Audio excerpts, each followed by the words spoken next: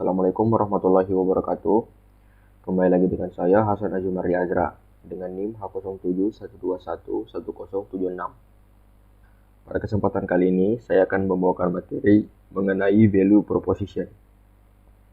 Langsung saja ke pengertiannya, yaitu value proposition adalah elemen terpenting dari sebuah proses pemesanan. Melalui value yang perusahaan sampaikan ini, pelanggan lebih mudah mengenali kelebihan produk dan akhirnya menjatuhkan pilihan kepada produk tersebut.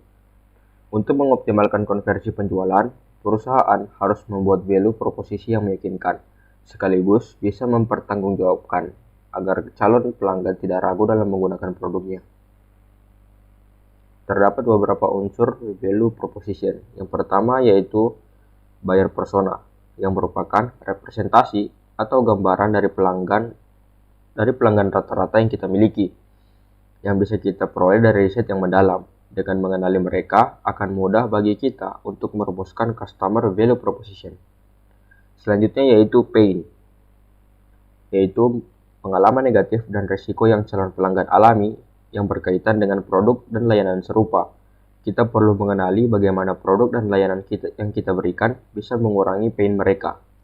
Selanjutnya yaitu gains, yaitu keuntungan yang pelanggan harapkan. Kira-kira apa saja yang bisa membuat pelanggan puas dengan produk dan layanan kita? Apakah ada hal-hal lain yang bisa meningkatkan value pelanggan dan kita perlu meningkatkan gains tersebut. Selanjutnya yaitu produk dan layanan. Produk apa yang kita tawarkan pada calon pelanggan? Apakah produk tersebut adalah jawaban atas masalah pelanggan?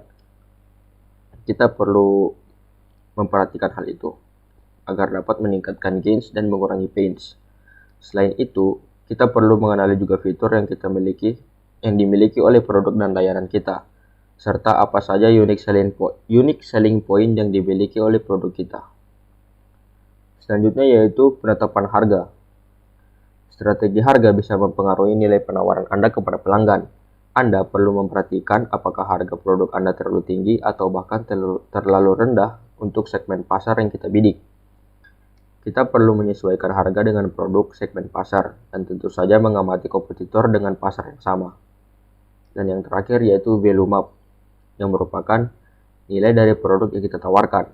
Ini bisa mempunyai makna yang luas dalam pemasaran dan melibatkan banyak hal. Misalnya ada seseorang yang rela mengeluarkan uangnya dengan nilai yang cukup besar hanya untuk sebuah produk.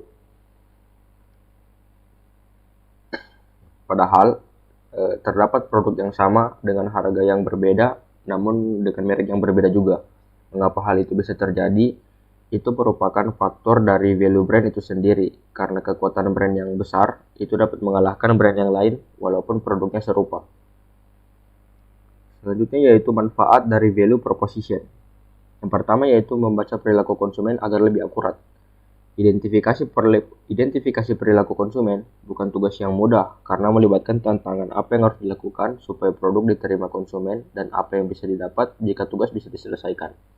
Yang kedua yaitu memvisualisasi nilai bisnis. Value proposition canvas mampu menemukan komponen penting apa yang harus ditawarkan, juga bagaimana menghilangkan pandangan negatif dari konsumen demi meningkatkan sudut pandang positif terhadap produk. Ya, sekian dari saya. Terima kasih atas kesempatannya.